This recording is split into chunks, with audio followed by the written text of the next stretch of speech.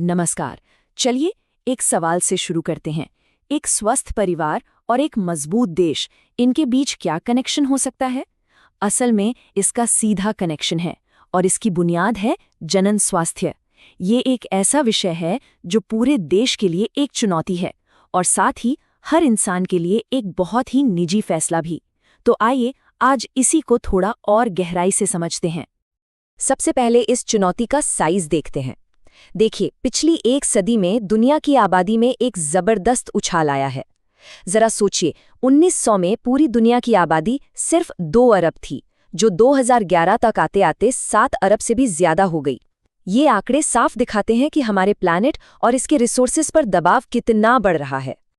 और जब बात भारत की आती है तो ये कहानी और भी बड़ी हो जाती है।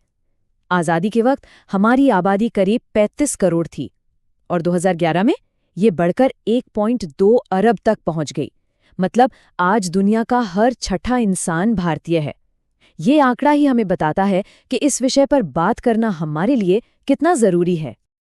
तो इतनी बड़ी आबादी के बीच जनन स्वास्थ्य का असली मतलब क्या है? क्या इसका मतलब सिर्फ बीमारियों से दूर रहना है? नहीं, ये उससे कहीं ज्यादा है। इसका दायरा असल में बहुत बड़ा और गहरा है। देखिए, वर्ल्ड हेल्थ ऑर्गेनाइजेशन यानी WHO ने इसे बहुत अच्छे से समझाया है। उनके मुताबिक जनन स्वास्थ्य का मतलब है कि कोई भी इंसान शारीरिक, भावनात्मक, व्यवहारिक और सामाजिक हर तरह से पूरी तरह स्वस्थ हो। ये सिर्फ प्रजनन अंगों के ठीक से काम करने तक सीमित नहीं है, बल्कि एक पूरी तरह से स्वस्थ जीवन की बात है। और ये जानना काफी दिलचस्प है कि भारत दुनिया का पहला देश था जिसने राष्ट्रीय स्तर पर परिवार नियोजन कार्यक्रम शुरू किया था। सोचिए, 1951 में, और तब से लेकर आज तक ये पहल जनन एवं बाल स्वास्थ्य सेवा कार्यक्रम यानी RCH के रूप में एक बहुत बड़ा और व्यापक रूप ले चुकी है। देखिए, एक स्वस्थ समाज की नींव होती है स्वस्थ परिवार, और इसके लिए अपने भविष्य की सही प्लानिंग करना बहुत जरूरी है। जन्म नियंत्रण के जो अलग अलग विकल्प मौजूद है ना, उन्हें आप एक टूल किट की तरह समझ सकते हैं जो अपने भविष्य को डिजाइन करने में मदद करता है। तो इस टूल किट में क्या क्या है? जन्म नियंत्रण के तरीकों को हम कुछ मेन कैटेगरीज में बांट सकते हैं, जैसे कि कुदरती तरीके, बैरियर मेथड्स, IUD, खाने वाली गोलियां और आखिर में सर्जिकल उपाय। चलिए इनमें से कुछ खास विकल्पों को थोड़ा और करीब से जानते हैं। सबसे पहले आते हैं प्राकृतिक तरीके। ये शरीर के मासिक चक्र के हिसाब से काम करते हैं, जहां ओव्यूलेशन के समय यौन संबंध बनाने से बचा जाता है। इसमें किसी बाहरी चीज की जरूरत नहीं होती, लेकिन एक बात का ध्यान रखना बहुत जरूरी है कि इनके फेल होने के चांसेस काफी ज्यादा होते हैं। बैरियर तरीकों में कॉन्डम सबसे आम है और इसकी एक बहुत बड़ी वजह है इसका डबल फायदा। ये न सिर्फ अनचाहे गर्भ से बचाता है, बल्कि यौन संचारित संक्रमण यानी STIs और एड्स जैसी खतरनाक बीमारियों से भी सुरक्षा देता है। इसीलिए इसे दोहरी सुरक्षा कहते हैं। अब मान लीजिए कोई कपल बच्चों के जन्म के बीच कुछ साल का गैप चाहता है, तो उनके लिए IUD यानी इंट्रा-यूटेराइन डिवाइस एक बहुत ही अच्छा और लॉन्ग टर्म ऑप्शन है। कॉपर टी जैसे उपकरण स्पर्म को बेअसर करते हैं, जबकि हार्मोनल IUD गर्भाशय को प्रेगनेंसी के लिए तैयार होने से रोकते हैं। और ये जानकर हम सबको गर्व होना चाहिए कि भारत ने भी इस फील्ड में एक बहुत बड़ा इनोवेशन किया है। लखनऊ के CDRI ने सहेली नाम की गोली बनाई है, जो दुनिया की पहली नॉन स्टेरॉयडल गर्भ निरोधक गोली है। इसकी सबसे अच्छी बात, इसे हफ्ते में सिर्फ एक बार लेना होता है और इसके साइड इफेक्ट्स भी काफी कम है।